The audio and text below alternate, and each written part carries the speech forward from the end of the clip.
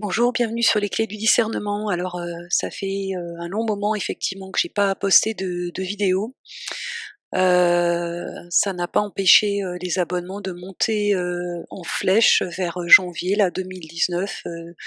Bon, je sais pas exactement à quoi, est lié ce phénomène. Mais voilà, bon donc je voulais faire un petit retour quand même, aux auditrices et auditeurs. J'ai pas abandonné, mon travail de quête de vérité, pas du tout.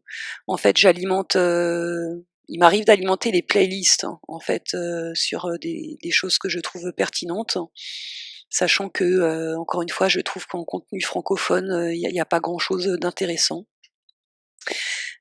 Sinon, bah, j'ai également pas mal de contacts avec, bah, des correspondants, des correspondantes, qui me contactent, suite à la consultation du contenu de ma chaîne. Et donc là-dessus, je voulais un petit peu en discuter, vous livrer le fruit de mes 1res, re observations et réflexions. Le premier constat, c'est que bien qu'il y ait plus de femmes a priori abonnées que d'hommes, hein, sur la chaîne, ce sont principalement des hommes qui me contactent.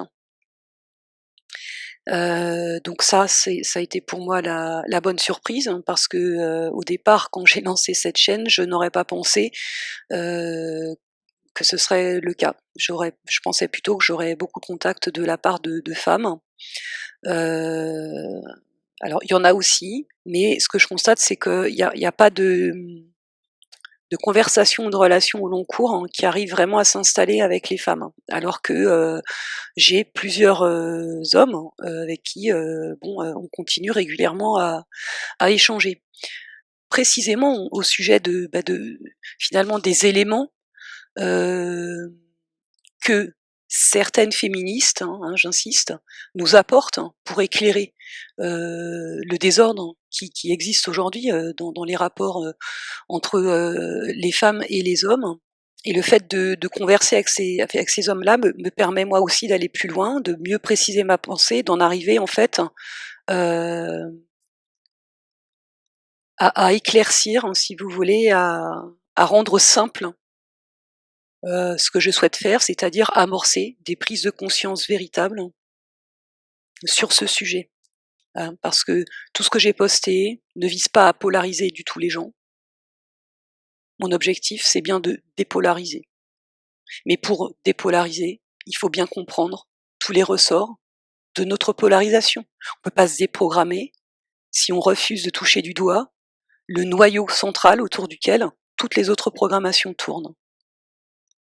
Et pour ce qui me concerne, il est clair que le noyau central, il se situe autour de la différence des sexes, dans notre espèce, et de toutes les identités, qui vont se mettre en place, précocement et qui sont, travaillées par l'ingénierie sociale autour de cette différence des sexes. Donc je suis la seule à porter cette voix-là, à ma connaissance, aujourd'hui, parce que, bah, les chercheurs de vérité, qui sont principalement des hommes, ne voient pas le noyau, heu qui les anime. Et quand ils parlent tous en chœur d'ingénierie sociale et de théorie du genre, ils sont en train de nier un certain nombre de choses qui pourtant ont cours et qui ont tout à voir en plus avec certains phénomènes qu'ils dénoncent, comme les réseaux pédophiles, etc. Mais bon, ça fera l'objet de ma prochaine vidéo. Dans celle-ci, je vais me concentrer, sur, bah, en fait, le retour d'expérience, de tous ces échanges, que j'ai eu la chance d'avoir avec, des correspondants et des correspondantes. Je vais commencer par, ce qu'il y a de commun. C'est, ce que je vais appeler des scénarios de vie type, qui sont appliqués, bah, en fonction du sexe, de la personne. C'est-à-dire ce que je vais appeler des personnes qui, heu, fort probablement tout comme moi, sont arrivées avec un taux vibratoire assez élevé et donc qui ont eu un scénario de vie fortement interféré visant à, bon ben, les mettre sous contrôle, très tôt. Alors là, qu'il soit un homme ou une femme, il y a quand même le scénario type, c'est que pour les hommes, ils sont placés dans des familles avec, des mères pathologiques et abusives ou victimes, même après dans leur vie adulte, ils sont dans des scénarios de vie, ils vont être principalement victimes de femmes prédatrices. Et évidemment, quand c'est des femmes, c'est plutôt l'inverse, père, père prédateur et ensuite, bon, énormément, de scénarios de prédation, de la part des hommes dans leur vie.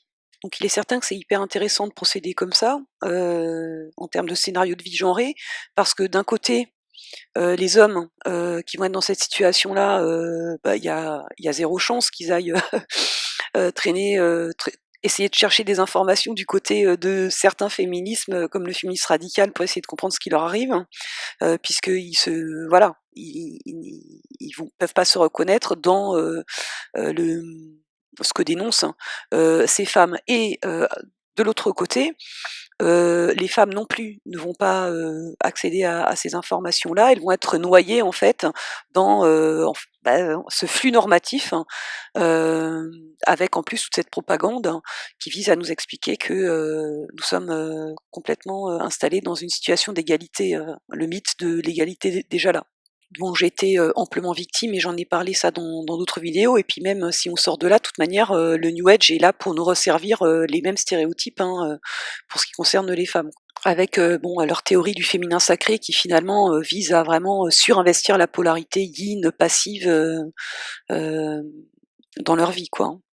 Donc il est certain que même si on est actuellement depuis à peu près, une vingtaine d'années, peut-être un peu moins que ça, vraiment dans un agenda, d'hypersexualisation, des rapports humains et cetera avec, les agendas transgenres, LGBTP et donc on a de plus en plus de femmes, hein, qui se comportent comme des prédatrices sexuelles mais en tant que catégorie, même si elles se comportent comme des prédatrices, vues de chez moi, elles restent victimes, si vous voulez, d'une programmation mentale, hein, dont le noyau est bel et bien, patriarcal, quoi et du côté de la domination masculine. Donc c'est pas forcément facile à comprendre, mais je pense que vous saisissez, ce que je veux dire. Un homme dans ce monde qui a principalement des scénarios, à faire à des femmes prédatrices, je conçois à quel point c'est difficile pour lui, de contacter la question, du féminisme ou du fait que, la catégorie à laquelle il appartient en termes de genre reste malgré tout oppressive,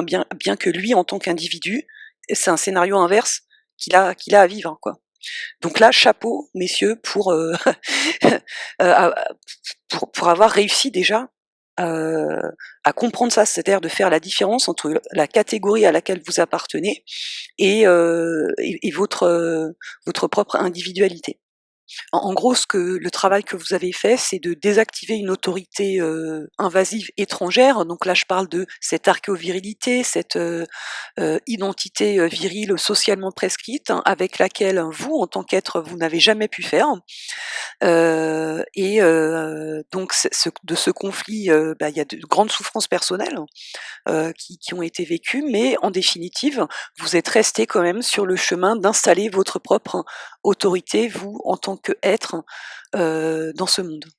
Donc pour résumer, en fait, ce qu'il y a commun, là, pour chez les personnes, qui me contactent, hein, qu'ils soient un homme ou une femme, c'est que très clairement, ils sont utilisés comme pile énergétique, dans leur sexualité. Parce que je pense avoir bien compris que la sexualité est probablement la pile énergétique majeure qui est utilisée pour, alimenter, ce démiurge corrompu ou cette matrice, hein, qu'importe, le nom que vous voulez lui donner.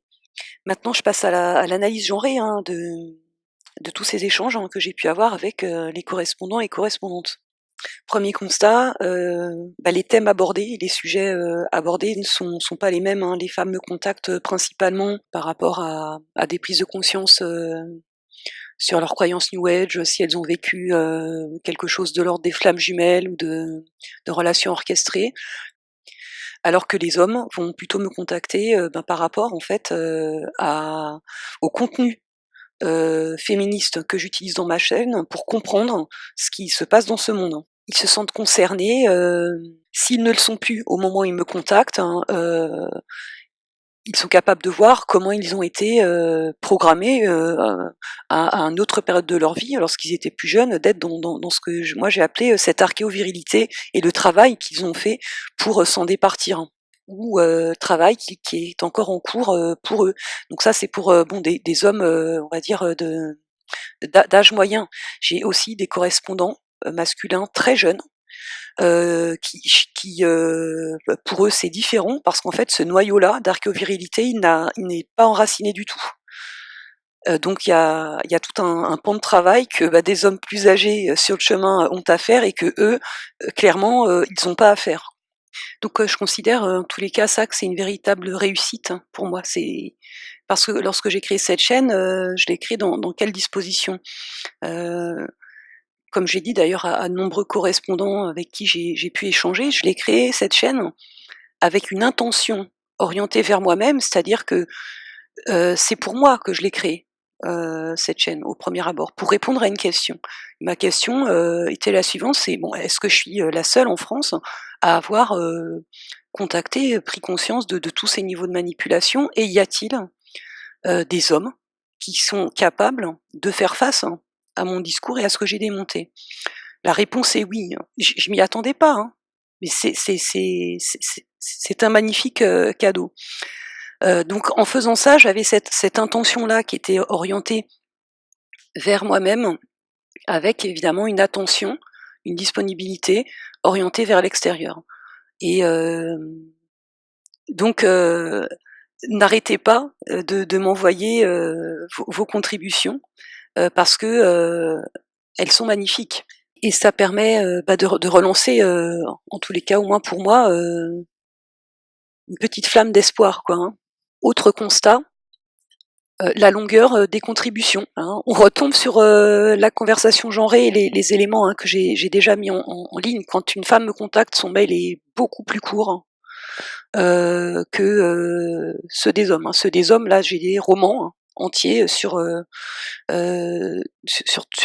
leur vie et cetera, ce qui dénote, d'ailleurs d'une confiance, que j'accepte, qui ne de livrer en fait, tout ça. Mais vous voyez sur la longueur de ce qu'on va confier, déjà il y a une retenue, de la part des femmes qu'il n'y a pas, chez les hommes. En fait, sur le contenu, les femmes vont toujours, même si leur, mail est beaucoup plus court, mais il va y avoir beaucoup plus de formules on sent bien qu'elles rentrent sur la pointe des pieds. «J'espère que je vous dérange pas, j excusez-moi si c'est le cas et j'espère que vous allez bien. J'ai vu que vous n'avez pas, posté de vidéo depuis un moment et je sais que vous avez été attaqués. Est-ce que tout va bien pour vous?» Il y a pas ces éléments-là dans les mails des hommes. Soit qu'ils n'ont pas pris connaissance du même contenu, mais bon voilà, il y a pas ces éléments-là, quoi. Pour moi, on retombe toujours sur cette question, de la légitimité en fait, hein, de la parole, hein. L'homme, il m'envoie un mail de but en blanc, il se pose pas la question de savoir s'il me dérange, s'il est légitime, il balance son truc et «J'aimerais rentrer en contact». Certains même, hein, si je réponds pas, vont insister. Donc parfois le fait d'insister va faire qu'effectivement on aura un contact, ou pas en fait, tout dépend, hein, du contenu en fait, hem, du mail et de ce que je perçois, de ce que je ressens. L'autre constat, c'est que, sur la forme, heu, la manière dont elles se positionnent en fait, par rapport à moi, lorsqu'elles me contactent, eh bien elles sont dans cette posture genrée, qu'elles ont apprise, hein, et dont elles n'ont pas conscience, de rechercher en fait une légitimité, auprès d'une autorité, on va dire, qui serait moi, sous prétexte que j'ai créé une chaîne YouTube. J'ai pas plus d'autorité ou de légitimité qu'une femme qui me contacte, hein, pour parler de ces sujets-là. Moi, je ne fais que vous dire le fruit de mes observations et de mes analyses. C'est pas pour autant que j'ai plus de légitimité que vous à produire ces analyses. Là, je parle, aux femmes et donc mon premier boulot, souvent, ça va être de leur essayer de leur redonner les clés de leur propre souveraineté et de leur propre, analyse de ce qu'elles ont vécu. Alors parfois, ça achoppe aussi, sur l'ego parce que, elles ne sont pas prêtes, par exemple, encore à se départir des croyances New Age qui sont en elles. Elles ne voient même pas forcément qu'elles sont encore dans ce système, de croyances. Dans ce cas-là, effectivement, la relation s'arrête, hein. Et dernière, remarque, même si on prévoit de se contacter, si ça rate et cetera, elles vont pas insister, pour absolument provoquer, une discussion. Donc vous voyez, l'attente dans l'interaction des femmes, ça va être d'être validées par une personne extérieure, hein, qu'elles, envisagent, comme plus légitime qu'elle, donc qui de fait remplit le rôle de figure d'autorité que donc moi je me désengage très vite d'incarner cette figure-là. Alors que les hommes, ils sont pas dans cette attente de ma part de valider ou de légitimer leur discours. Ils vont plutôt être dans un partage d'expériences et de confirmer par exemple mes analyses et de me demander un conseil sur qu'est-ce qu'ils peuvent faire, comment aller plus loin.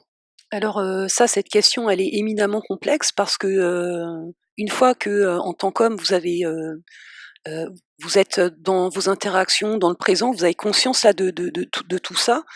Hem, c'est pas évident parce que si vous êtes témoin effectivement, heu, de scènes de violence, à l'égard des femmes, il s'agit pas non plus pour vous effectivement de vous faire piéger, sur la polarité, sauveteur du triangle du drame. Donc c'est à vous de finalement de voir, ce que vous pouvez faire pour amorcer une prise de conscience chez la femme qui est victime ou qui a été victime de quelque chose là qui vous paraît, insupportable quoi, hein, vous pouvez pas vraiment faire, plus quoi, hein, pour ce qui concerne dans tous les cas les femmes. Par contre, là où vous avez je pense plus de champ d'action, potentiellement, c'est, avec vos congénères masculins. C'est-à-dire que, le mieux que vous puissiez faire, c'est de vous désengager en fait, de l'archéovirilité lorsqu'elle a cours, ne pas rigoler à des blagues sexistes, ne pas, alimenter en fait, les processus, hein, par lesquels, cette chose-là, perdure et se construit en permanence dans les interactions quotidiennes, quoi. Alors, si vous souhaitez me contacter, hein, il y a pas de souci, hein, le mail il est toujours ouvert, hein, lesclésdudiscernement, @gmail.com. Mais bon, je ne peux pas répondre à toutes les sollicitations. Il est certain que, si je choisis de répondre, je vais vous tester et la première chose que je vais tester, c'est votre ego. Donc sachez-le et tester l'ego, ça passe, en tous les cas pour moi, par la forme interrogative, hein.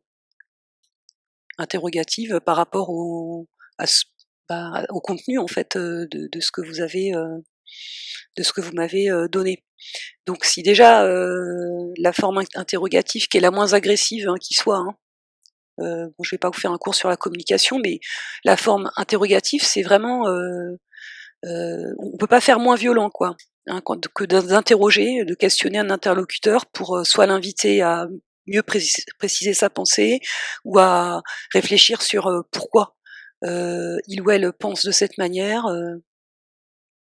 et cetera. Donc si déjà, le questionnement vous semble agressif, faut vraiment vous poser des questions sur votre ego, hein. Donc je passe à la conclusion, hein, de cette petite vidéo.